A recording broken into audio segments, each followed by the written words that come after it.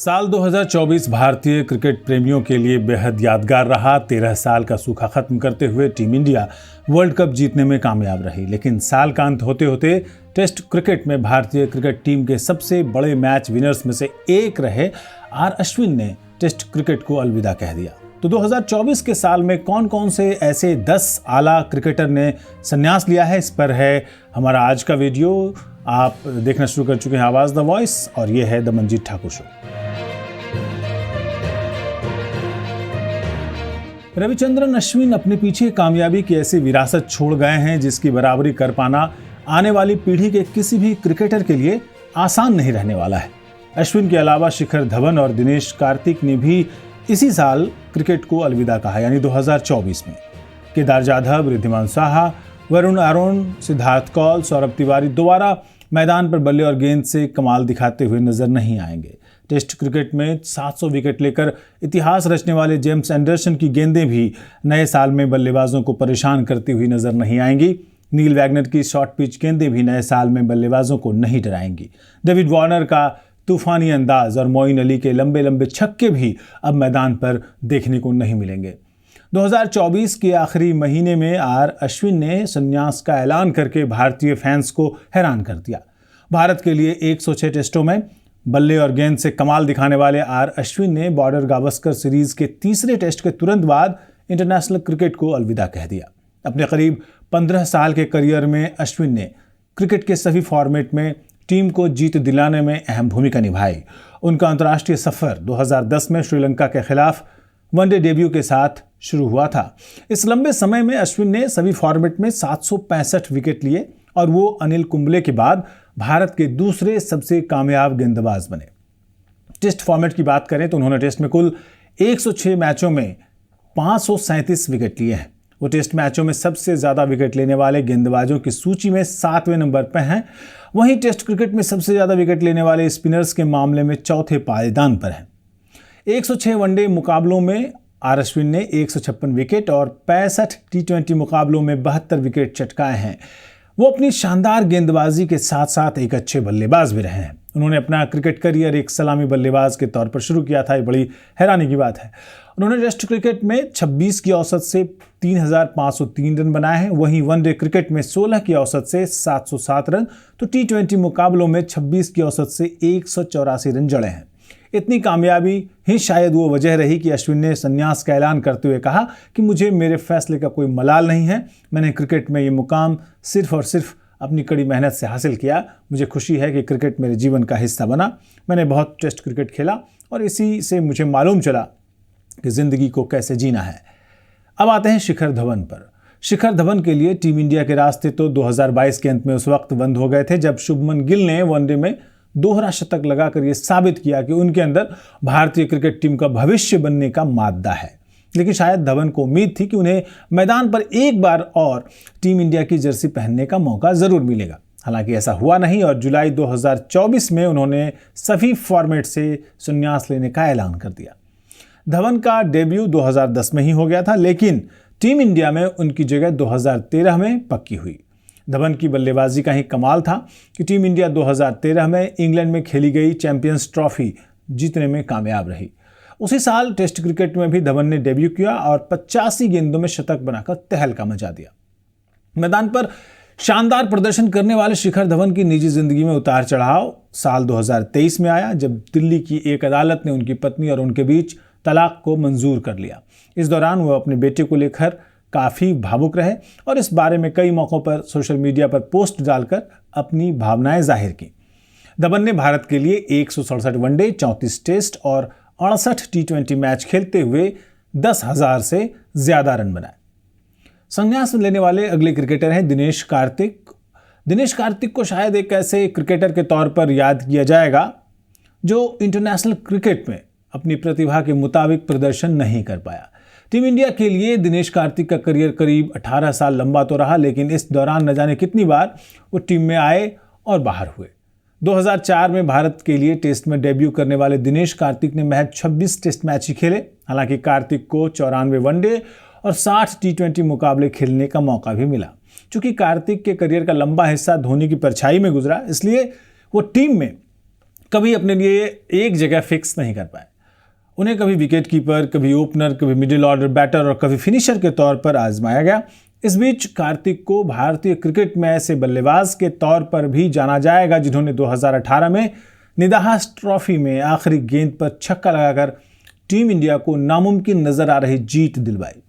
International cricket के मुकाबले दिनेश कार्तिक का आईपीएल करियर कहीं ज़्यादा यादगार रहा और उन्होंने आईपीएल में कभी कभी ऐसे पारियां भी खेली जो कभी भूली नहीं जा सकती हैं। संन्यास लेने वाले एक अन्य भारतीय क्रिकेटर हैं केदार जाधव। बल्ले से ज़्यादा अपनी गेंदबाजी के अलग एक्शन से पहचान बनाने वाले केदार जाधव ने भी क्रिकेट को इस साल अलविदा कह दिया, 2024 में अलविदा कह दिया। केदार जाधव ने अपने शानदार खेल से फर्स्ट क्लास क्रिकेट में अपनी छाप छोड़ी। उन्होंने 2013-14 के रणजी ट्रॉफी सीजन में शानदार बल्लेबाजी की और 6 शतकों के साथ 1223 रन बनाए। वो इस सीजन में सबसे ज्यादा रन बनाने वाले बल्लेबाज थे। इस शानदार प्रदर्शन के कारण बीसीसीआई की नजर उन पर पड़ी और भारतीय टीम में उन्हें जगह मिली। उन्होंने अपने करियर की शुरुआत 2014 में श्रीलंका के खिलाफ वनडे मुकाबले में की थी। उन्होंने 50 ओवर के फॉर्मेट में कुल 73 मुकाबले खेले हैं, जिसमें 42 की औसत से 1389 रन बनाए हैं। वहीं T20 फॉर्मेट में उन्होंने ज़्यादा मुकाबले तो नहीं खेले, लेकिन उन्होंने जो 9 मुकाबले खेले उनकी 6 पारियों में 20 की औसत से 122 रन बनाए। उन्होंने अपनी फिरकी का जादू दिखाते हुए वनडे इंटरनेशनल में 27 विकेट भी लिए हैं। 2024 में संन्यास लेने वाले एक और विकेट कीपर हैं रिद्धिमान साहा। गेंदबाजों को विकेट के पीछे नए साल में रिद्धिमान साहा के ग्लव्स का भरोसा नहीं मिलेगा। इस बात में शायद ही किसी को शक होगा कि साहा अभी तक भारतीय क्रिकेट इतिहास के सबसे बेहतरीन विकेट कीपरों में से एक रहे हैं। जितने कमाल के साहा विकेट कीपर रहे, उनके इंटरनेशनल डेब्यू करने की कहानी भी उतनी ही ज़्यादा मज़ेदार है। उन्हें 2010 में साउथ अफ्रीका के खिलाफ सीरीज में रिजर्व विकेट कीपर के तौर पर जगह मिली।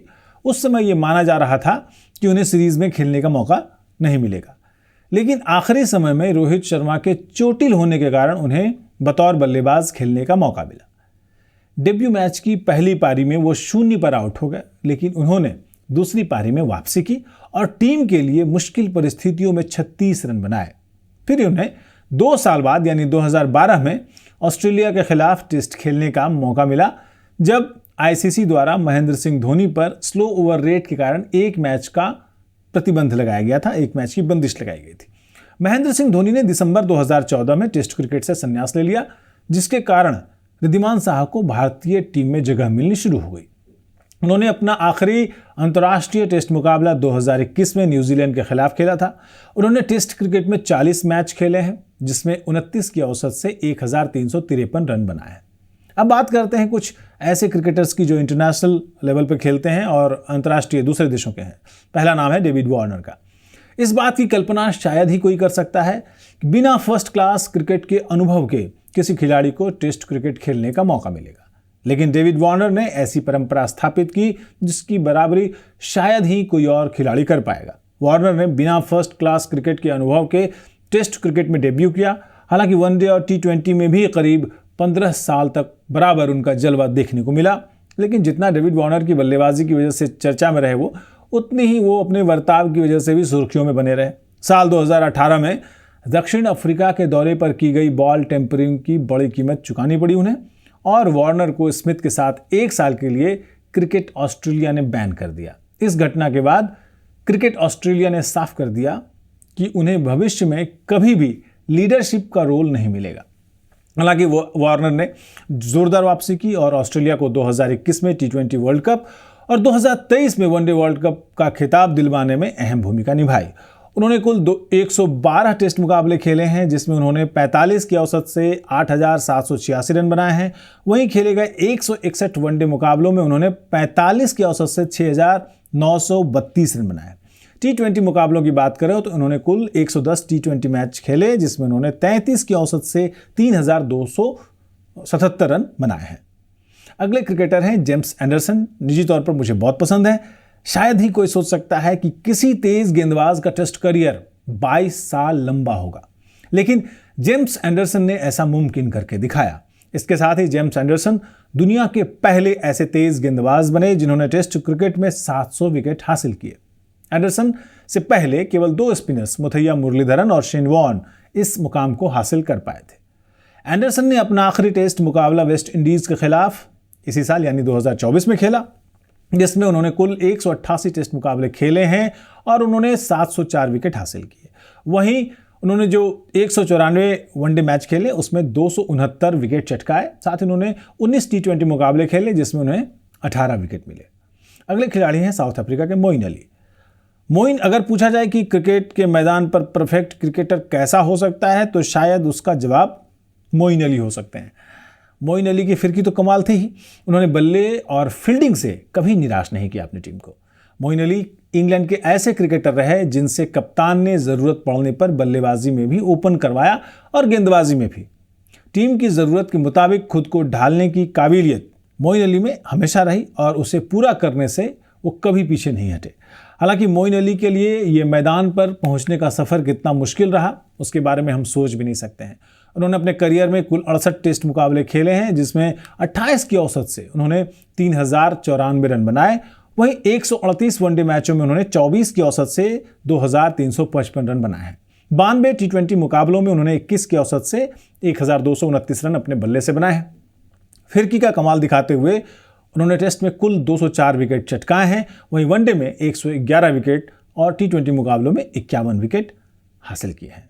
अगले क्रिकेटर हैं जिन्होंने 2024 में हमें अलविदा कहा, वो हैं डेविड मलान।